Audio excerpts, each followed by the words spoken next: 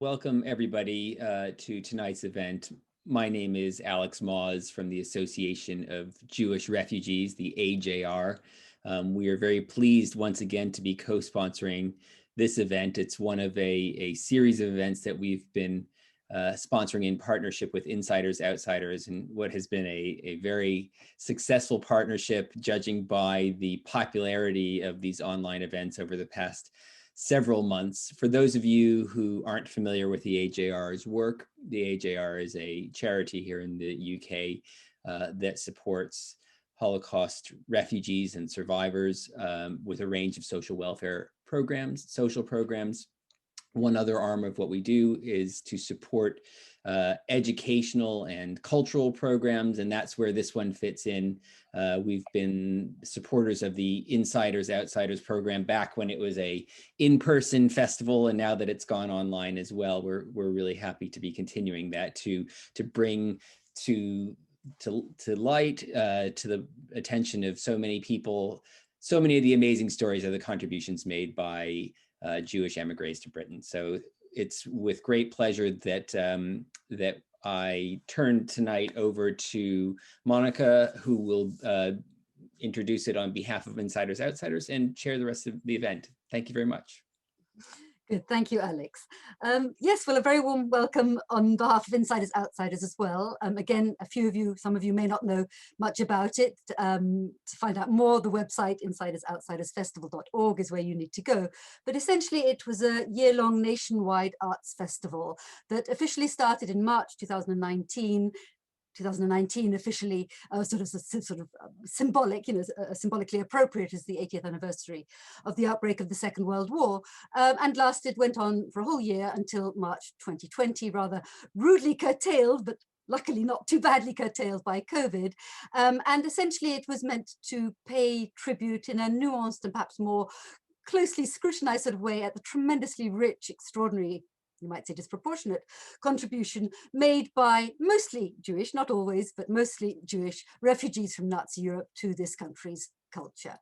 And well, yes, COVID, of course, intervened all too brutally. And what we decided to do in view of that was to indeed go digital, go online. And it's sort of become surprisingly successful, surprisingly sort of, yes, full of potential really to reach, of course, as you know, much wider audience across the world, and indeed people beyond London as well, although the festival always was some, nationwide in its reach. Anyway, one of the things that I wanted to do in association with the AJR was indeed to begin to focus on the responses of the next generation and sometimes even the third generation, but look at not always artists, but in the case of Katie tonight, and in the case of many of the people we're roping in, artists, people who are creative in their own right, looking and responding creatively to the experiences of their former refugee parents. And there have been several so far, there's more to come.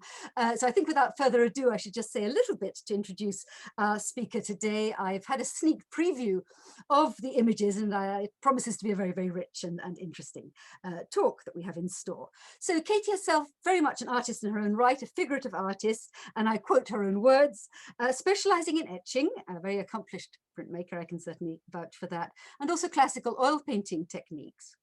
Her work is concerned with imagery that reflects cityscapes and the people who work in those environments. Recycling plants, wastelands, electricity substations are all part of what interests her, together with high-vis clothing, tarpaulins, barrels, and even the humble cardboard box. Above all, and again I'm quoting, her subjects are about cities, and the group of artists she will be looking at today, talking about today, are concerned with one city in particular, London. Okay, over to Katie, daughter, I should obviously just make it quite clear, daughter of an émigré father, and we'll hear about her mother as well, also a very talented artist, Eric Doitch and Alice Mary Fitzpayne. Thank you, Katie, over to you. Thank you, Monica. Thank you for the introduction. Got quite a lot to get through, and I think Monica's explanation about me was very clear. So without further ado, I'm going to take us through the slides. I thought I would begin the session today talking a little about the image featured in the publicity for the Insiders Outsiders Festival. The window box print featured here is a sugar lift aquatint, to be precise, and I'll return to the technique featured later in this session. The image features a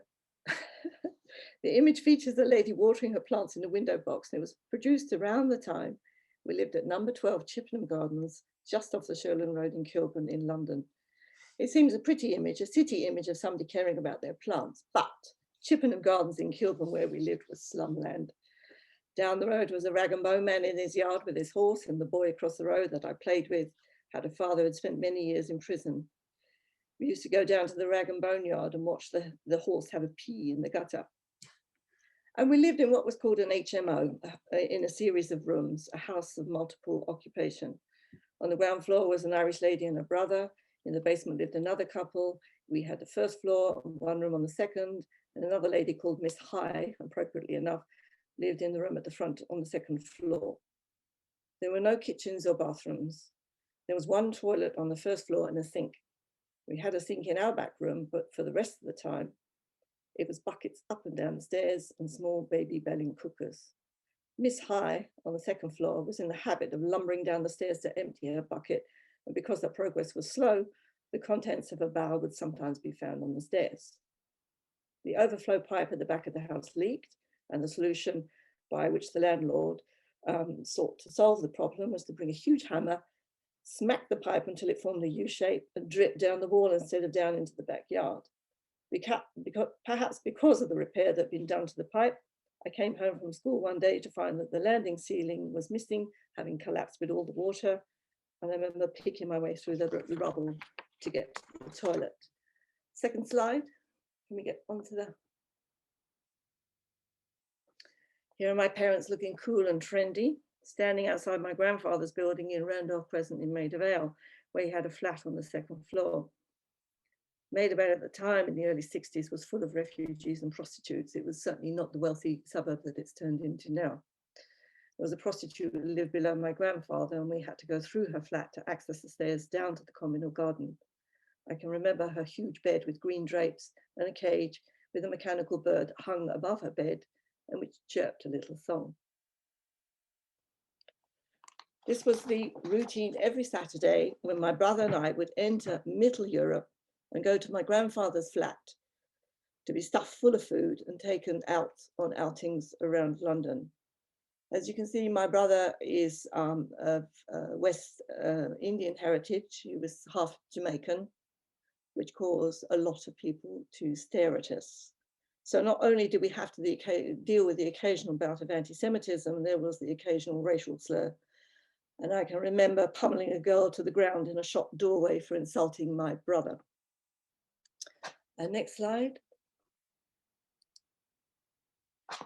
Here are two vivid memories of my life here. First is a drawing of a knife fight between two men in the road outside my house. One man armed with a long carving knife. The other man was stabbed in the chest. And I remember watching with horrified fascination at the spreading stain of blood on his shirt. My parents did a number of sketches of this incident. The newspaper article on the right describes what happened in the fire in our house. It was claimed that the lady on the ground floor was counting her money and the notes drifted onto her 2-bar electric fire and started a fire. I'm not sure if that's true, but I can remember the firemen coming to rescue us and the smell of smoke. We spent the rest of the night in a neighbor's house. Next house. But both my parents were artists. My father, a Jewish refugee from Vienna who arrived in London at the age of 16, and my mother from a family in Leeds, descended from a fisherman, soldiers, and variety performers. She had arrived in London at the age of 19 and never really went back to Leeds. She was forced to leave behind her dog Rusty, which broke her heart. Rusty had an interesting habit of rushing out into the street whenever a horse went past the house and eating up whatever had come out of the horse's bottom while it was still hot. If you are an artist, there are parties, lots of them. And I can clearly remember being dragged to various big get-togethers in the usual tradition of art students, raucous, scruffy, and with lots of drink and lots of interesting characters. I have endless memories of parties like this, guitar playing, poems being recited. One of the attendees was Ivor Abrahams playing the banjo. He was also an asthmatic, and he would stop his playing and cough very, very loudly, and I would be so scared of the noise, I'd go and run and hide until he would stop. Ivor went on to be a successful artist, but there are many artists from London, young refugees who arrived at the start of the war years, but trained here in the UK and became British citizens, who have been rather forgotten about, and there's a great deal of work to be done to explore and document their lives and works. Can I have the next slide, please? Here is an image of my father with his sister Francesca, or Didi, as she was always known, in Vienna in 1938, just before Kristallnacht in November 1938, and the beginning of the destruction of Jewish life in Austria. Eric is 15 years old and his sister Didi was 19. The Nazis had already tried to arrest my father because he was adopted and his biological mother was Polish. So the family knew their time in Vienna was limited and the strain is obvious in their faces. The story of his departure from Vienna is like many others: permits, queues, sponsors, luggage, suitcases, trains and ships, which eventually arrived at the port of Harwich and onwards to London. My grandmother was sponsored as a refugee by a British grocer because you had to be sponsored to enter the country. There was no open door. Mr. Finster, who ran Elgin stores in Elgin Avenue in London, the shop is still there, sponsored my grandmother, and my father was added onto the visa by a kind-hearted Nazi. His sister Didi ended up in Port Said in Egypt and eventually arrived in London speaking Arabic. The middle image is a sugar lift aquatine etching by my father of an inmate of Auschwitz, and nothing more needs to be said.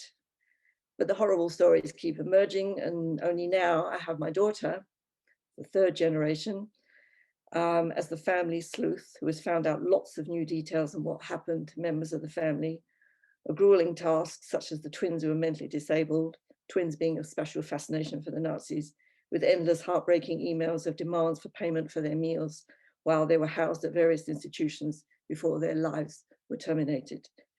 For the rest of his life, my father had an obsession with train timetables. Whenever he had to travel on the train, the timetable would be constantly checked and rechecked, a legacy of his journey to safety. After a year in London, like all refugees, my father was interned on the Isle of Man, which may have been where he met the artist Ernst Eisenmayer. I recently discovered a small cache of drawings in my archive that details his stay on the island in Onsen camp. Images of this time are very rare due to the difficulty of obtaining basic materials like pencils and paper. The next image, please. The Nazis had come to arrest my father early in Vienna in 1938, only being saved from being dragged away in the middle of the night by a cousin, blonde and blue-eyed, who had joined Hitler Youth. Displaying his badge from the organization meant the men backed away. The reason for his early arrest, or attempted arrest, may be firstly because his birth mother was Polish, but also because he was the nephew of Karl Steiner, pictured here, communist, trade unionist, an all-round rabble-rouser whom the Nazis had thrown out of Vienna. Steiner subsequently became a citizen of the former Yugoslavia and from there went to Russia. His autobiography, 7,000 Days in Siberia, details Karl's life in prison in Siberia after he fell from favor with Stalin, which would not be difficult. In the early 60s, Marshal Tito, head of former Yugoslavia at the time, went to Moscow to visit Khrushchev. Tito handed the president a list of 113 prisoners that had disappeared in prisons in Siberia. 100 were dead, but of the remaining 13 prisoners that were alive, Karl Steiner was one of them. The Nazis would have known from their paperwork that my father was part of this family. Next slide, please. On my father's arrival in the UK, I mentioned he was in prison on the Isle of Man, which is probably where he met Ernst Eisenmayer. They may have known him back in Vienna. Ernst had briefly been in prison in Dachau and had been rescued due to the intervention of an Oxford professor who had already sheltered his brother. Ernst, in his memoirs, details his experience as a prisoner before incarceration in Dachau, of being stamped with a rubber stamp across his face, as if he was some sort of herd animal. The officer in charge was very proud of his newly designed and made rubber stamp. After his release from Dachau and internment in the Isle of Man, Ernst made his way to London and Camberwell School of Art, where he met up again with my father. To earn a living, Ernst worked at a button factory, which specialized in making metal buttons with copies of Greek and Roman designs. In his memoirs, Ernst describes the factory as being run by somebody called Princess Bianca von Lowenstein. I know that she described herself as a princess, but I'm not completely sure whether Ernst has invented the name. The next slide, please. These lino cuts from my archive give a good feel of Ernst Eisenmayer's gifts. The lino cut on the left is of a narrow alleyway off Whitechapel High Street. There used to be a famous kosher restaurant here called Bloom's, and further down the road is the Whitechapel Art Gallery. The middle image is of a man smoking, and behind him a man carrying an umbrella. The image on the right shows some buildings which look like warehouses. The scene is not identifiable, but it feels like somewhere in the East End from the gantries and the cranes in the distance. Ernst lived in a house in Putney with his first wife, Marcia, and his 2 children, and we spent many an afternoon with the family. I remember they had modern 60s furniture, which was nicely designed, rather than the heavy Victorian furniture my parents collected because it was very cheap. They had a tortoise, but I'm afraid I cannot remember his name. Another friend recently asked me about the tortoise, but I'm afraid we still haven't been able to recall the name. Next slide. The 2 men featured in this line of cut are typical London underground travellers of the time. The no smoking sign is visible in the window of the carriage. Up until 1984, the penultimate carriages would allow smokers, and the stench was horrendous. On the left is a city journalist's bowler hat. On the right, huddled in his overcoat, is a man wearing a trilby and carrying an umbrella.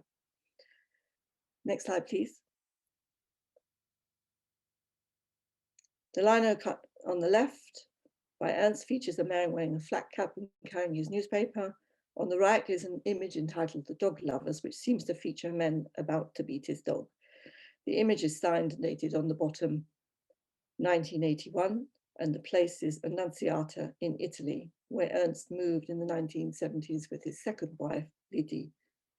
He continued an extensive correspondence with my father during his time in Italy, detailing his enjoyment of the sun, rebuilding the house he lived in, and declaring that he would never return to Hockney land, his name for Britain, Ernst having a pathological hatred of the artist David Hockney.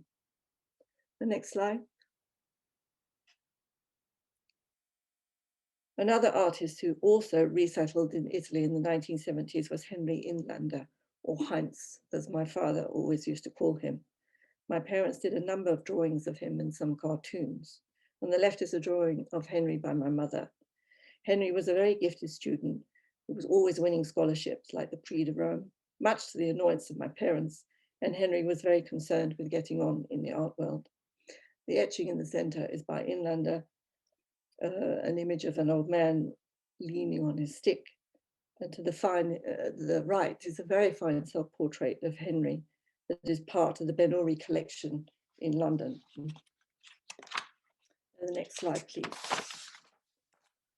On the left is a sheet of cartoons by my father, featuring in the upper left, a cartoon of Henry Inlander riding his bike with his rather droopy, gangly physique.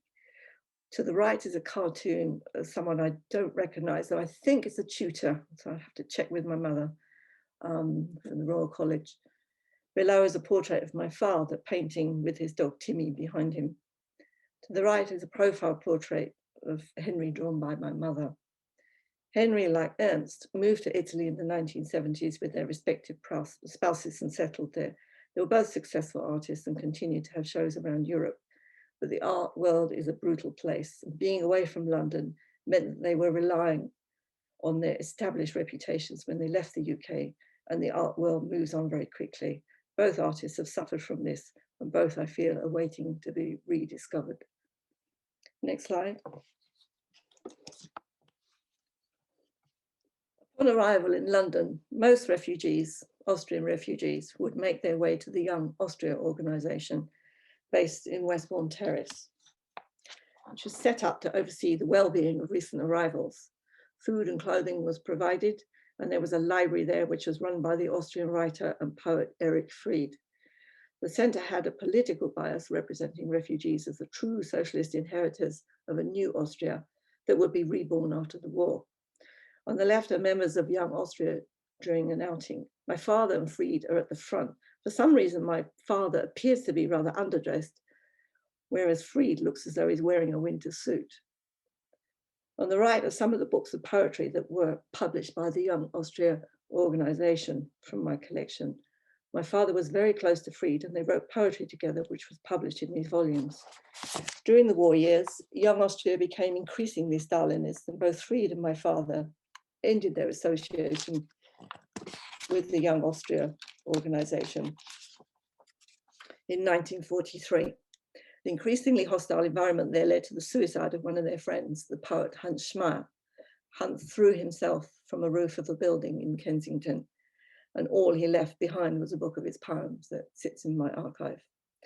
Despite their political differences, my father and Erich Fried's friendship endured for many years, but in later years began to be strained by Fried's political beliefs.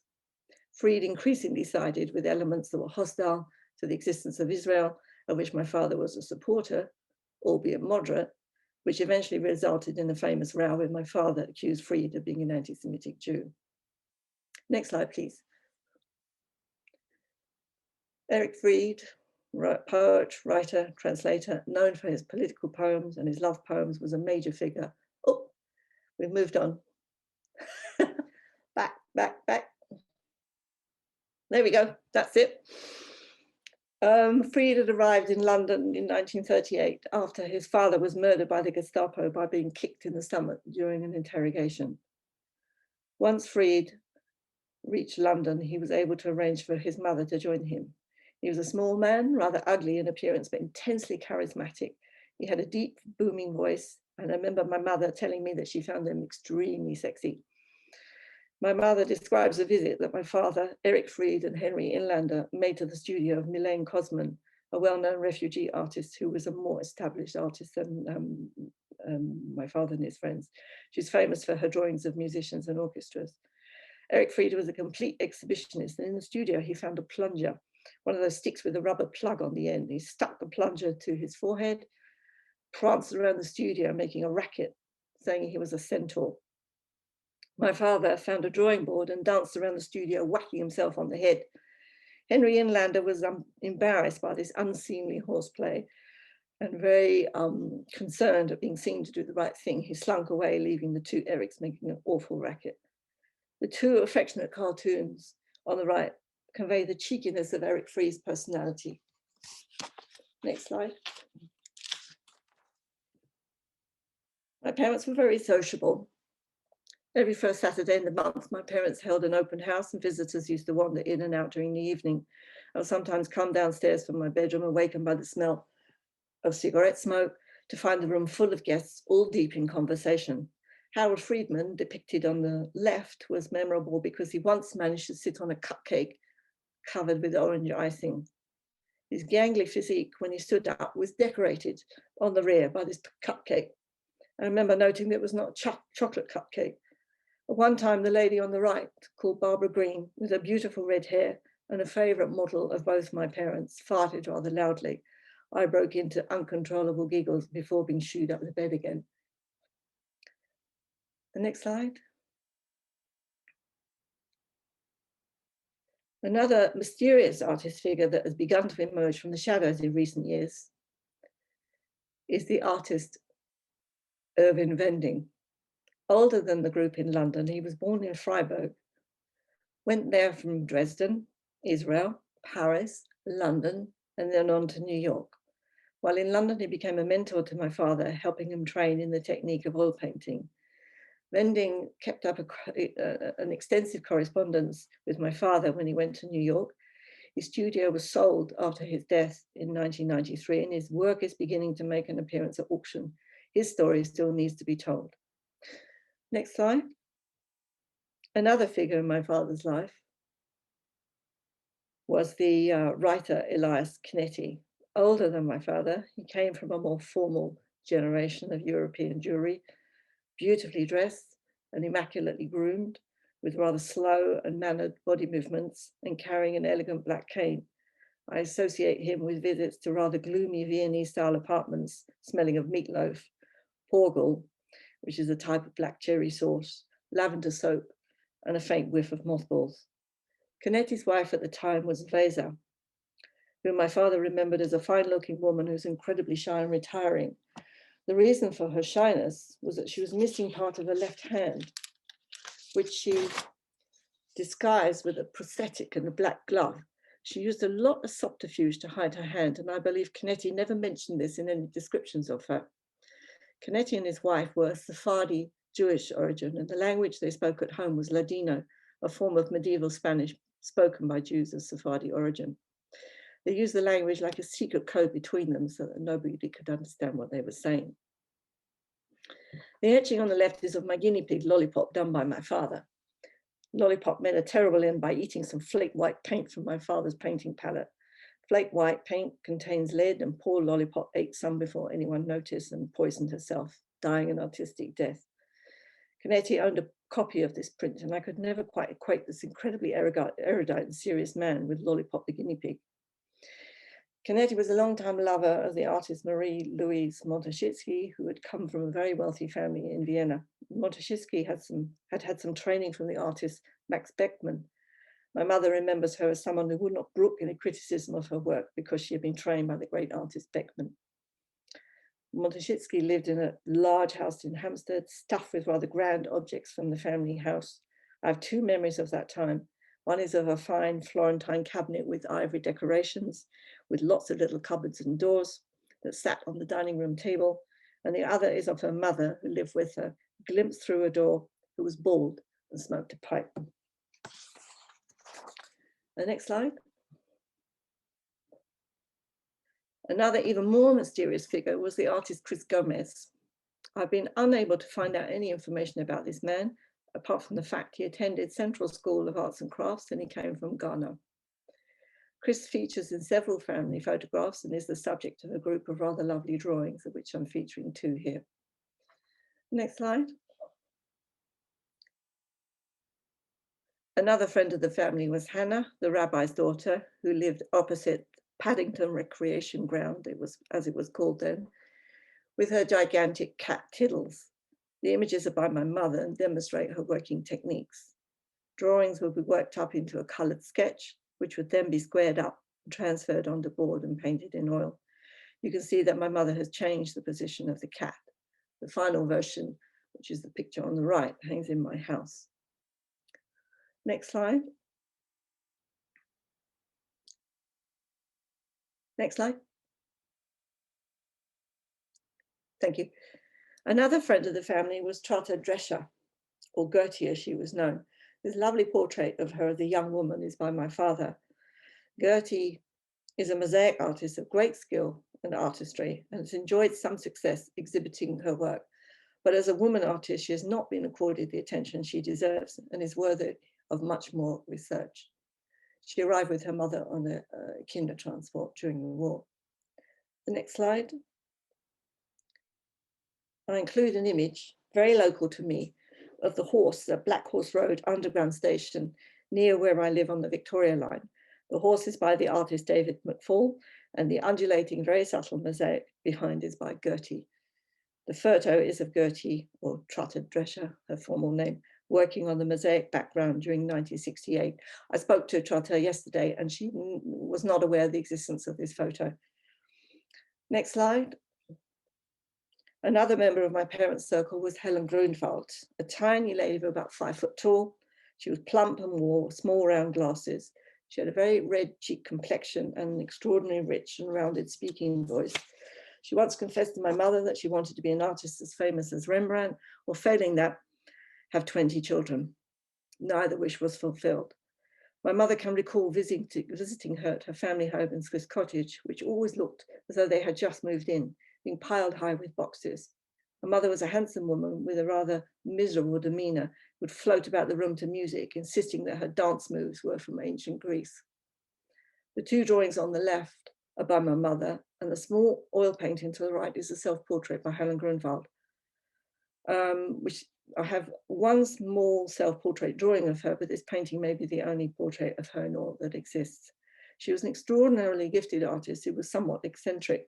Whenever she saw my brother and myself, she would pretend to be a cat and would purr and meow. Every time she came to visit, we would search the room looking for the mysterious cat, and it was quite some years before we realized that it was Helen making the noise. Next slide. On the left is an image of Chapel Market in Islington done in pen and ink by Helen.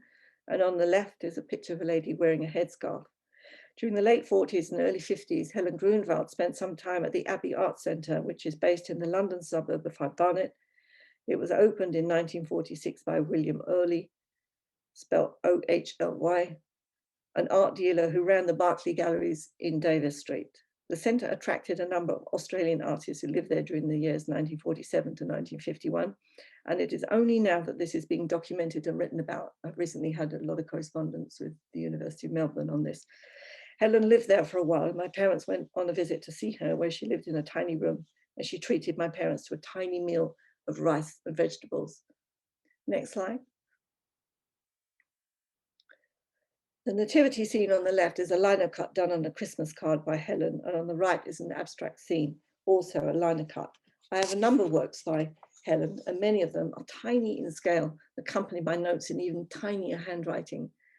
The abstract scene may well have been done while she was at the Abbey Art Centre. She lived with her mother all her life, but at one point in the 1970s, Helen became involved with a woman, a rather bullying personality called Rosemary. Rosemary managed to get hold of the keys to Helen Grunwald and her mother's flat and took over the property.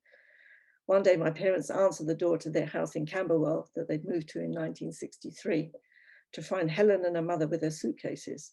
Because my parents had a large house, 5 stories high, and in a separate flat in the basement, Helen and her mother had both decided they were going to live there. My parents swiftly dispatched them back to their own flat. Next slide. Helen, despite her Jewish origins, became a devout Christian, and through her church connections, she was commissioned to do 2 large sets of murals. The first, the one featured here, is in St. Thomas's Church in Canterbury.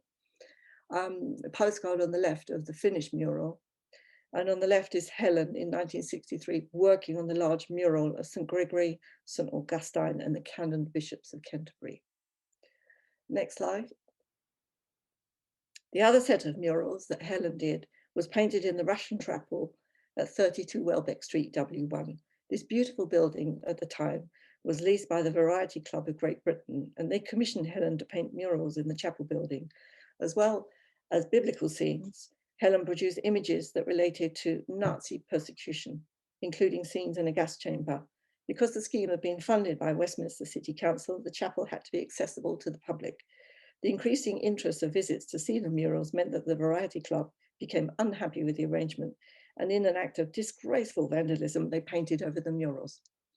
It is just possible that these sketches featured were in preparation for the destroyed set of murals. On the right, you can see a small image of the architectural arrangement of the Russian chapel.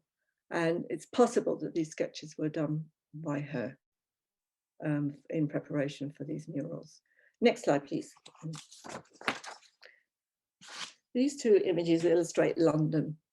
In the London of the Festival of Britain in 1951, as he was supposed to envisage a new modern city of progress, and on the right, the reality.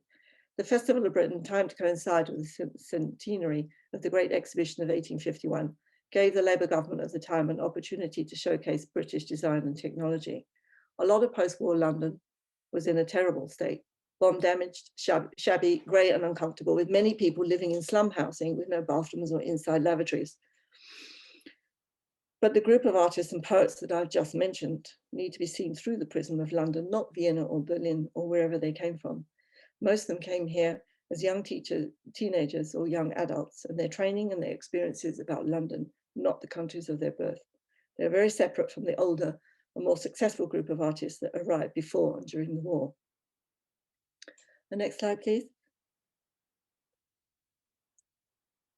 These 2 photos give a good insight into the working methods of my father, taken from the back of our house where we lived in 12 Chippenham Gardens, where it bordered Shirland Road.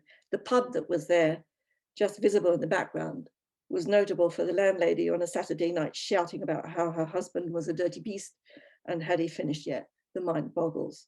The tiny photo is squared up for transfer, and the finished composition in oil and pastel and even an etching of the scene exists.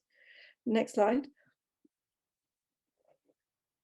Another two images are work in processes, and these are taken from the Paddington area that was destroyed by the construction of the Westway. The watershed moment of the Festival of Britain began the destruction of huge swathes of London. Both Tory and Labour governments used the opportunity for reconstruction on a massive scale. Agreed, there was a lot of bomb damage to repair, but it gave the opportunity for clearances that gave a perfect blueprint to impose a Festival of Britain vision that had enormous implications for London and the traditional communities within it. More housing was lost to modern development than was destroyed in the Blitz, and the consequences are still with us today. The Westway was constructed as the first of 5 proposed motorways that was supposed to cross London, with a huge ring road that was going to cut right through residential communities, leaving the picturesque villages of Kensington and Hampstead. Surprise, surprise. During the 60s, various pressure groups and community organisers were formed that managed to stop the destruction of London. When the Westway was opened by a very young Lord Heseltine in 1970, he had to flee the missiles and jeers that were launched at him by furious residents. But huge damage had already been done, and many working communities were destroyed forever, marooned in high rises or shipped out to Essex. My parents would tour these devastated areas, armed with a camera and sketchbook, recording what they saw. Next slide, please. Camberwell in London, where we live, was not the smart inner city suburb that it has become. It was a poor working class area with a high proportion of immigrants and street drinkers. There were areas of bomb damage, which I can clearly remember, and these were used to dump rubbish and old cars. My father would take pictures of these areas and work up a composition back in his studio. You know, the next image, please. This image is of the Elephant and Castle underground station on the Northern Line. Also pictured are some West Indians from the large immigrant population who began to move into this area in South London from the early 60s. Because the area at the time was very cheap, there were a lot of rooming houses for immigrants, and over time they began to buy properties there to house their families and settle down. Next slide, please. This is this painting of those West Indian immigrants doing what at the time was called liming, or hanging about on the street. These days, we probably use the term hanging. These men are liming on the Harrow Road in West London, and is one of a series of studies that my father did of the West Indian community. The house we lived in at number 149 Camberwell Road was originally a shebeen, or a club called the TikTok Club. West Indian music was very different to music listened to at the time by the white indigenous population. In the 60s and early 70s, they set up shebeens, or clubs, that charged an entry fee where you could listen to reggae music, ska, and bluebeat. West Indians were experts at using early technology to make the sound they were after, that used huge speakers, sometimes the size of wardrobes, to make a big bass sound. I don't know whether they can play the clip here. I'll try it.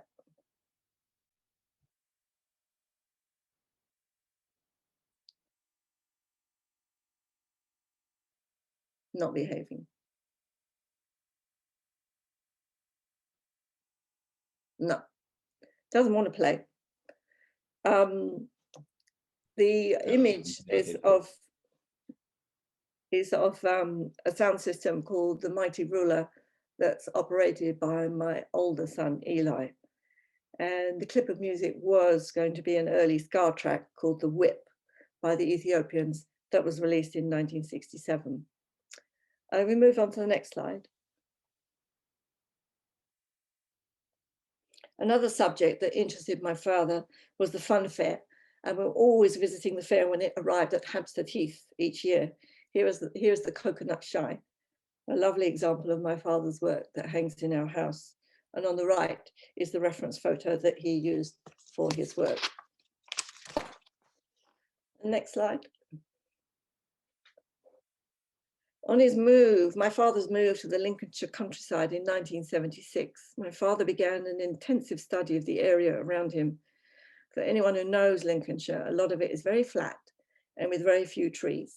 It used to be the tradition that after the wheat crop had been harvested, the farmers would set the stubble alight to fertilize the fields.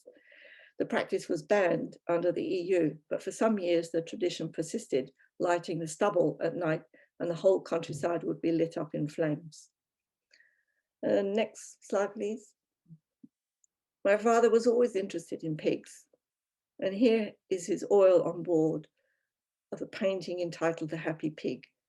Pigs are very intelligent animals and very complex. I can also remember seeing my father sitting down to a plate of pig's trotters cooked by my grandfather, not very kosher. I can remember visiting a pig farmer in Lincolnshire and listening to his pigs sucking small flat stones that they roll around in their mouths with a funny clinking sound. And next slide, please. This photograph of Alice Mary Fitzpayne, my mother, was taken by her grandson, Elias. She was about 80, I think, when the photo was taken. Features my mother sitting with her lay figure called Belinda. My father died in the year 2000, but my mother continued living at the large house in Lincolnshire where my parents had lived since 1976. Belinda, sitting with my mother, is made of wood and is completely articulated, even her fingers.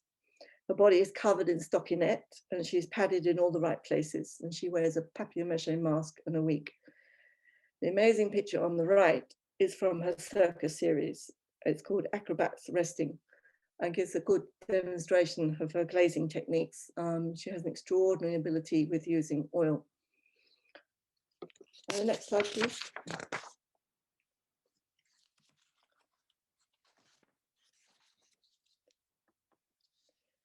Whilst living in Camberwell, my mother had begun a project of recording the homeless and street drinkers that surrounded her. The area at the time was filled with hostels and halfway houses that sheltered the homeless and street drinkers. Most street drinkers at the time, in the 60s, drank methylated spirits, or methylated spirits mixed with milk that made a very pretty looking lilac-coloured drink. The characters depicted are all real people, all observed. My mother would always show respect towards them, despite their degraded living conditions, and took the trouble to talk to them. This is pen and ink and charcoal. Next slide, please. Between the years 1960 to 1969, psychiatric hospitals began getting rid of their beds and turning their patients out into the community. In reality, this meant living on the streets. Certain areas in London began to attract large numbers of these people who would end up being looked after by street drinkers. One such area was the Bull Ring, which was a series of some subways under near Waterloo Station, between the Festival Hall and Waterloo Station, which was full of people living in shacks and rudimentary shelters. My mother would visit and talk to them and then go back to her studio to record them. Next slide. Even after moving to Lincolnshire, my mother would regularly visit London, and she had a routine. She would arrive on the coach in the early morning, have her sandwiches sitting in the square in King's Cross, and then tour the areas where she knew homeless people would be. By the 80s, the old psychiatric hospitals were closing down and the inmates were pouring onto the streets with nowhere to go. It began to get dangerous for my mother to visit the Bull Ring due to the huge numbers of people with mental problems that congregated there, and she was forced to confine her visits to places that were safer.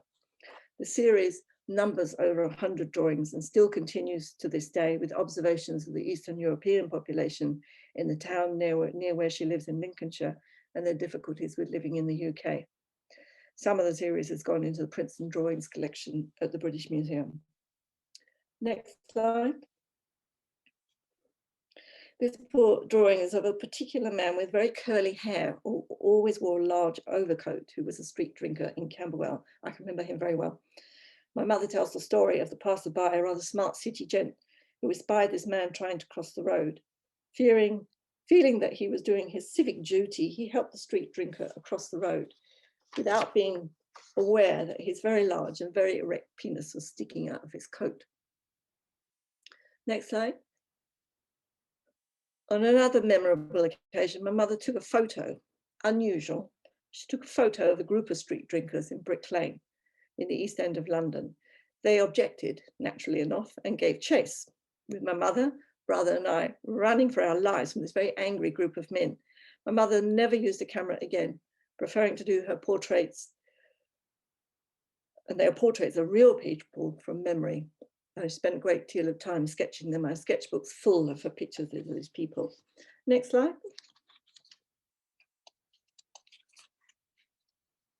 This is from one of the last series of drawings done in the Bull Ring in Waterloo before it was developed.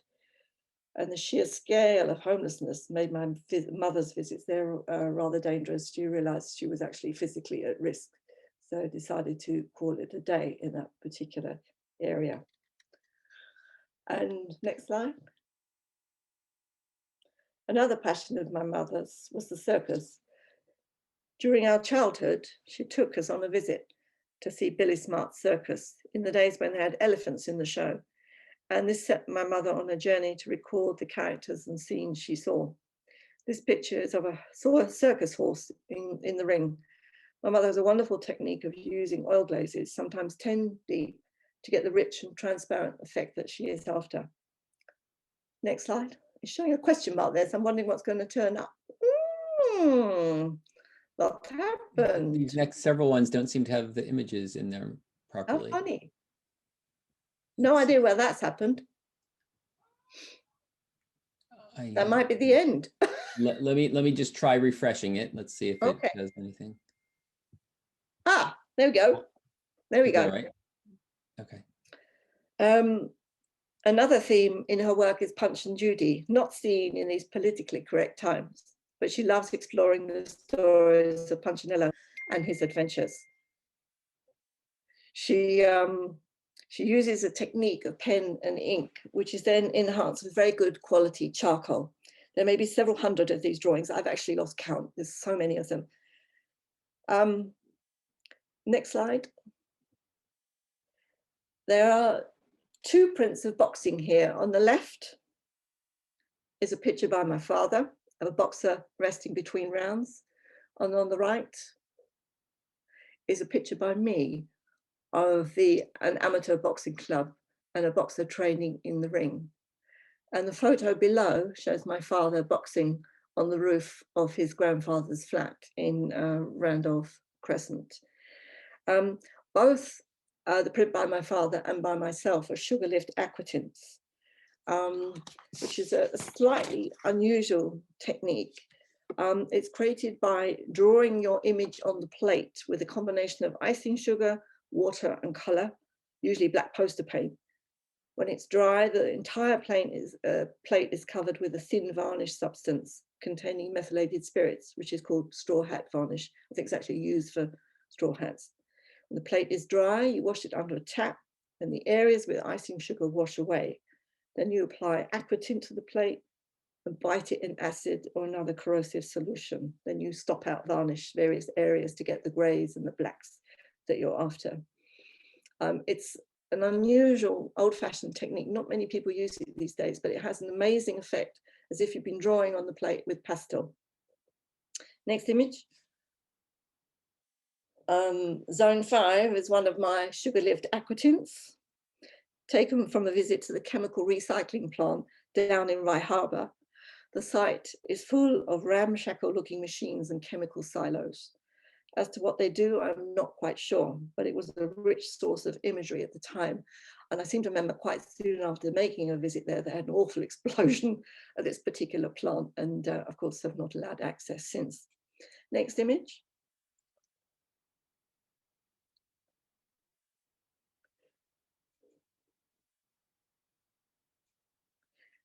This is sitting behind me on the wall in my husband's study where I'm talking to you.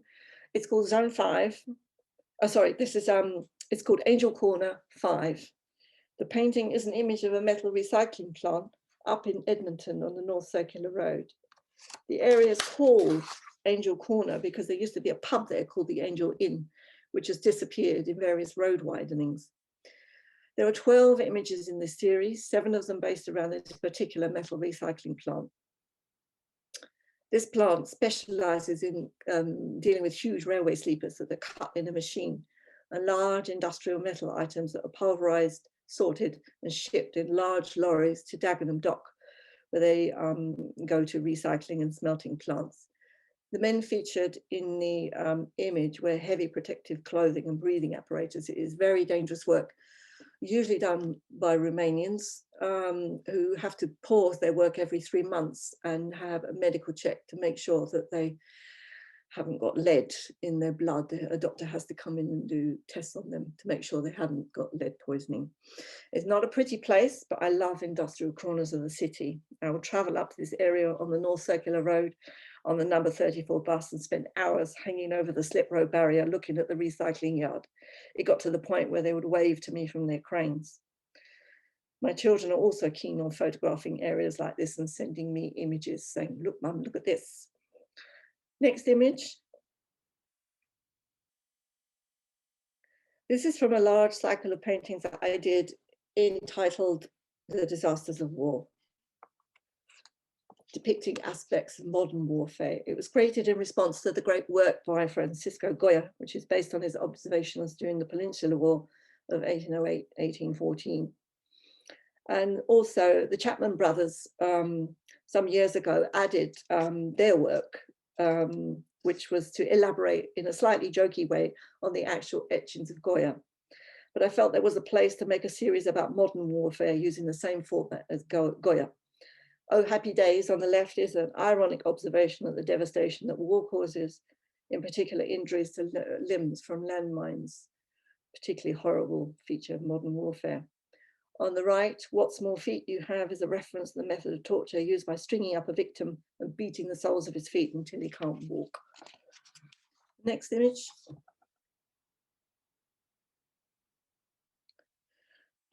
Two more images. I think there are about 50 in the series that are finished, but I think the whole series is actually 76 images. This is bad. It's based on images from Abu Ghraib prison in Iraq during the invasion that followed the 9/11 bombings. Photo exists of the same sort of scene. And on the right, will these be useful? Again, a reference to the devastating injuries that are often inflicted on the civilian population during conflict. And next image. Two more images from the Disasters of War series. This image, entitled Sad Presentiments of What Must Come to Pass, is taken from a photo of prisoners during the Vietnam conflict, a particularly brutal conflict that ended up with the US getting a very bloody nose. The two prisoners depicted have their arms tied around short planks. And on the right, It Can't Be Helped, is of two prisoners tied and blindfolded and strung up like animals. The ingenuity of torture knows no bounds. And the next image. This is from one of my oil series, my current series on markets. Walthamstow, where I live, has a lovely traditional market, which I hope will survive the end of lockdown, which is full of interesting people and things to look at. I'm interested in the ordinary details: boxes, tarpaulins, shop fronts, protective clothing, etc. This all comes together in this image, which illustrates the element of air. The market men are struggling to hold down their tarpaulins against a fierce wind. Next image. This image is a fish shop in Walthamstow, which illustrates the element of water. The image on the right is based on my husband, a photograph cuddling a fish. And next image. It's a bit of a family industry. These are two photos by my younger son, Isidore, who's keeping up the family tradition of areas in Edmonton up near Angel Corner. For those people who want to see how a city works, a visit to this area is essential. This is the crossover for the this huge roundabout, this particular area of the North Circular. And on the right, the Edmonton Sea Cadets. You can just see the name of the Edmonton Sea Cadets on the right. It's a dismal area of the River Lee in East London, if anybody's walked under there. It actually goes under the North Circular Road, and under the North Circular Road, a huge amount of people live there on sofas in small shacks, very sort of what's called dashes, just to protect them from the elements. But there are quite a number of people who live there. It's slightly hair-raising experience to go and visit. My parents always encouraged me to look at how things work, observe, and never to listen to what other people wanted you to see. I hope I've passed this on to my children. The next image. When you've heard the music already, it probably won't play this time. But this is the image from the Dartford Bridge series of the Queen Elizabeth Bridge in East London, which many of you have driven over in your travels. But below the bridge is a different world. The Thames corridor with its stockyards, supermarket warehouses, gas storage docks, recycling plants, gravel yards, all being loaded often on ships and driven away in lorries. It's a world away from London, but an extraordinary place to visit. And above you is the suspension bridge, taking you across the Thames, either into Kent or Sussex or into London. I think it's a marvelous place. I don't think that'll play the little clip, but you've heard it before, maybe it will play.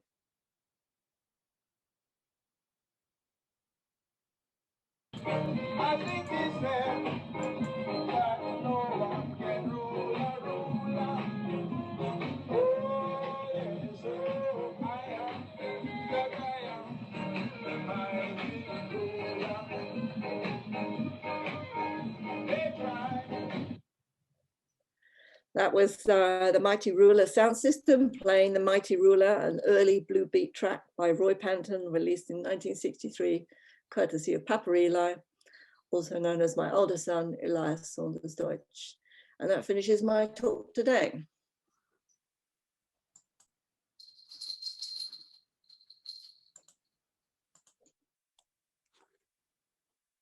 Lovely. Thank you very much, Katie. What can one say? Technology has to be surmounted. I'm glad you weren't too unfazed. My apologies to everybody, and thank you for being so very patient. But I have to say the fact that actually everybody stayed on, Katie, is a real tribute to the appeal of what you were talking about. A lovely presentation. I found it, so everybody will agree, you know, both humorous and sad simultaneously, and certainly a reminder of a very profoundly humanist figurative art that persists in the face of fashion, which your parents so amply represent, and you, of course, as well, and indeed the other artists you talked about. So thank you ever so much. There have been a number of questions, which I will come to in a minute. Can I just ask you, perhaps, before I read some of them out, I'm intrigued by the issue of the surname. Your father changed his name, you changed it back. Sometimes you use an umlaut, sometimes you don't in your first name. Just tell us a little bit more about what that's all about. It's very complicated. My father was illegitimate. He was the result of a liaison between a servant girl working for my family as a seamstress and my grandfather. And he was 38, and the seamstress, whose name was Golda, was 16. She gave birth to my father, and he took her surname, which was Steiner at the time. And so his original name was Siegfried Steiner. And then he was adopted into my family, and a long, complicated process. He became Siegfried Deutsch. And when he came to this country, he changed it to Erich Doitch, Deutschland, as the German spelling, D-E-U-T-S-C-H. And then at some point, on his own volition, he decided to anglicize it to Eric Doitch, spelled D-O-I-T-C-H. So it's a complicated story, which is not unusual for a Jewish family. Strange way they reinvent themselves and change their names. So that's how it came about. Indeed, but you see, I'm intrigued by the way you've, in a sense, you've recouped, you've reappropriated the obviously Germanic name, which interests me. Yes, I think that was in honor of my grandfather, who didn't want the name Deutsch to die out. So I Germanized it back at some point. I think 1996 I did it by Depol. Now, I find that quite intriguing because quite clearly, you know, it's London, the cosmopolitan, multi-ethnic London that attracted both your parents and yourself as artists, as human beings. And yet there is that kind of looking back, isn't there, to a Germanic, yes, at least Jewish past. Yes, indeed. Okay, I have a question actually relating to, where did your parents meet? Is a question from, is it Emma? Sorry, yeah. I think it was Central School of Art over an etching press. I think my mother was attending evening classes there.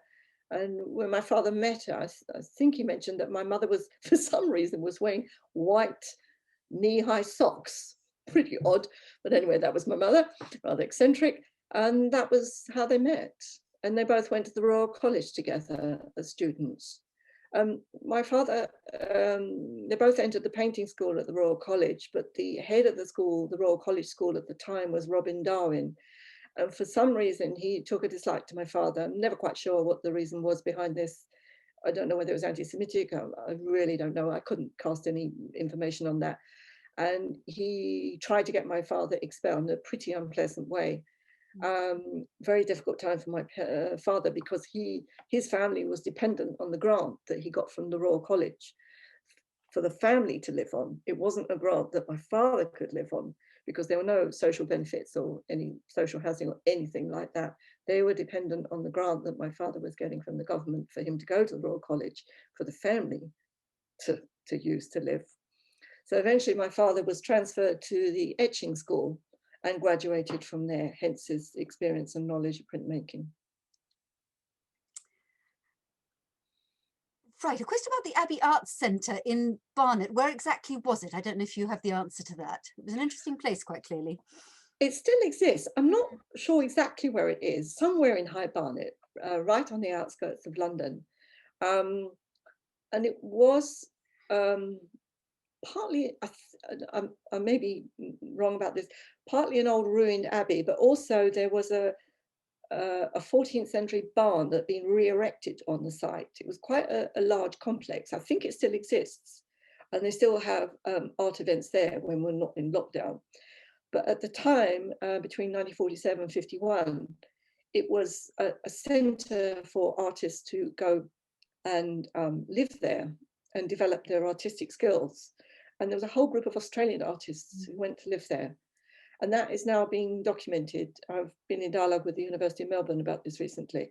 They're doing quite a lot of work on this. And Helen Grunfeld was there, and so was Trotter Drescher. Beyond that, I don't know a huge amount of information. There's a very tantalizing piece of film made by British Pathé on the internet, which features Alan Davey, the Scottish artist who lived there for some years.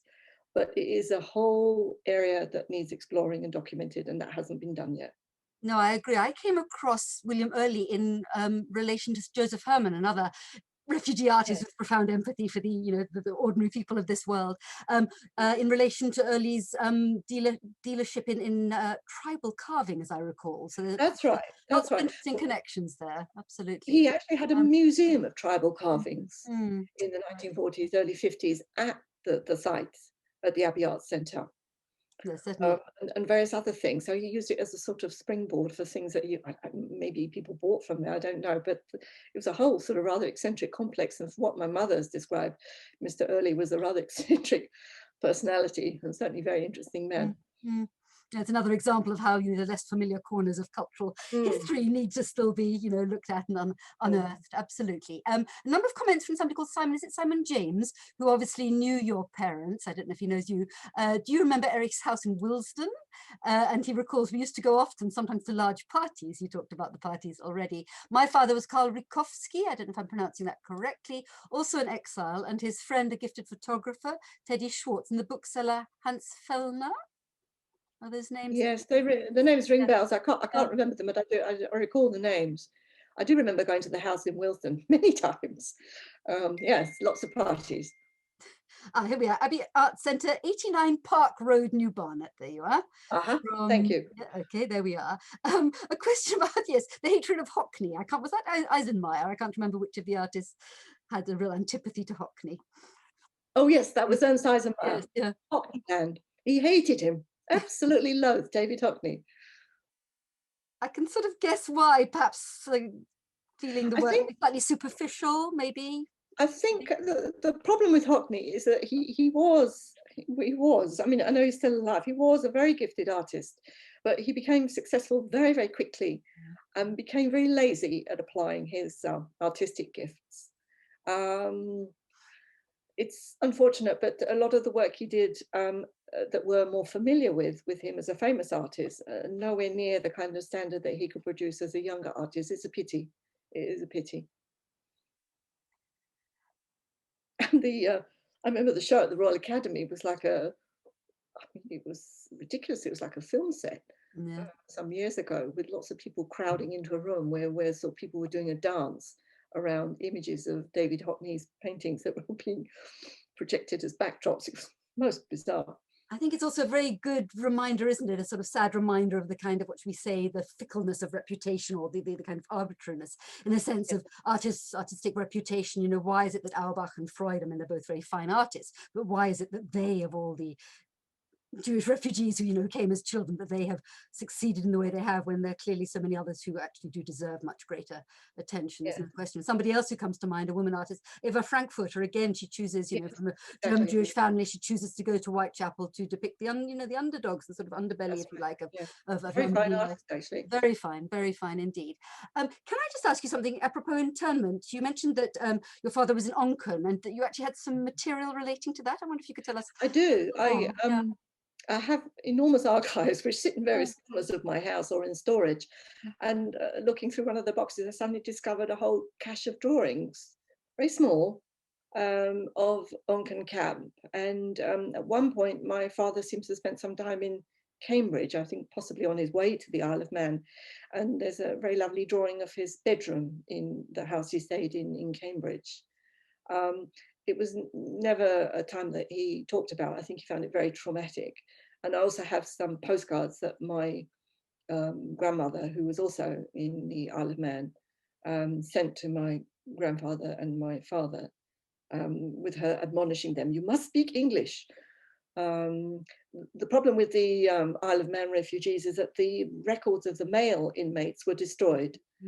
Only the records of the female inmates survive, unfortunately. So there was a scarcity of material to do with the camps. There is still, it's very patchy, the records, but there is perhaps more material than you think. I mean, this year, or rather last year, was the 80th anniversary, of course, of that very morally murky episode of British wartime history. But, you know, I'm actually fascinated by it, and there have been quite a lot of events, incidentally, under the aegis of Insiders Outsiders, you know, sort of probing the subject further. And there are plans afoot for October, if I can just put a plug in for that, for a tour, a physical tour to the Isle of Man, if anybody's interested in the assembled company. It's a very fascinating topic with a huge amount of creative you know, sort of results, not just in the visual arts, but also in music and writing as well. But there were, in fact, a lot of visual arts artists who responded to their experiences there. So all very interesting. And perhaps we're running late, and I think it's probably time for people to think about supper and such like. But before we round up, if I could just pick up a few threads, at the risk of, I don't want to sort of, you know, publicize other things at the expense of our wonderful session today, but there are so many interesting connections. As one, here we are, somebody saying the records of those interned in Canada are much better. Yes, indeed. But Milan Kosman, for example, who you mentioned, I think also actually, I mean, in her, you know, her way, not as well known as an artist, a fine artist as she might have been until later in life, better known as an illustrator, a very fine draftswoman, of course. And there's going to be a talk about her in late March as part of another season of events put on by Insiders Outsiders to mark the centenary of her birth. So do look out for that. And you mentioned Elias Canetti, who's a very fine writer. And again, unlike her much more famous husband, you know, barely known, I mean, Elias Canetti, but there is apparently a new book coming out about both of them. So I'm hoping to do an event celebrating both her and him. And also, apropos what you were saying very interestingly about, is it Helen Grunfeld working for the church? This again is a very interesting, and I think not sufficiently looked at area. And there is going to be a conference, a one-day conference, possibly online at this rate, we'll see, in mid-June, looking at what we've called a Jewish Jesus, art and faith in the shadow of World War II, which actually looks, perhaps for the first time, at this very interesting phenomenon of how many refugee artists of Jewish origin ended up either being intrigued by Christian imagery and or working for the church in this country. So I think, again, a fascinating area. And one last question, perhaps from Fran Lloyd, who's, I happen to know, is an expert on Hans Eisenmayer. Nice to see you, Fran. Were your parents, Kathe, part of CND or Amnesty International? Were they involved in these sorts of things? Part of Amnesty International.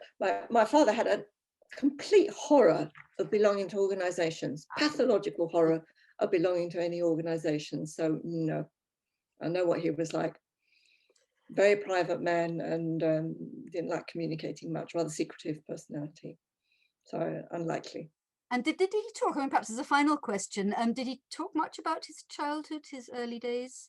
No, he didn't. So common, I mean, as I described, every Saturday we used to visit my grandfather with my grandmother, because don't forget, she was my adoptive grandmother. My original biological grandmother ended up in Venezuela. That's a whole other story. and from there emigrated to New York, where I'm in contact regularly with one of the cousins there. So that's, you know, a weird and wonderful story. Wow. And I only found out about the Carl Steiner connection in recent years. It was something my aunt mentioned in New York, and we didn't think much about it. And then my husband looked up the connection and realized, oh my goodness, this man is really famous. So we had no idea. Fascinating, complicated and fascinating histories indeed. Okay, so I think I've scrolled through. I don't think I've missed any. I hope I haven't any important questions. No, I think we've pretty much covered everything. So I think, yes, it's 20:07, as I say. Thank you everybody for your patience. You're almost Thank you. patience. Thank you. And I'm sorry, what can I say? These things happen, nobody's fault. Yes. We had tested it before. We did well. Okay, Kathe, thank you very, very much indeed. And Thank you. wonderful. Have you thought about writing all this down, by the way? Because you clearly have a knack with words, quite apart from your knack Yes, with my children keep telling me I've got yeah. to write it down. Yes, maybe. Do, Maybe. why not? Yeah. Absolutely, absolutely. Good, and thank you everybody for being such a patient and interested audience, and I hope to see you again at further events. If you haven't signed up to the newsletter for Insiders Outsiders, if you go to the website, it's very easy to sign up, and then you'll be kept informed of other goodies to come. Perhaps I should just actually finally mention the next event in line, which very much ties in with this kind of family, the intimate presentations by a family member, and it's by Judith Tucker, who's been listening in today. Who's also a very fine visual artist, talking about her artist, mother Eva Tucker, who came as a child from Berlin. So perhaps we'll see you there. Very good. So keep well, everybody, and good night. Thank you. Thanks a lot.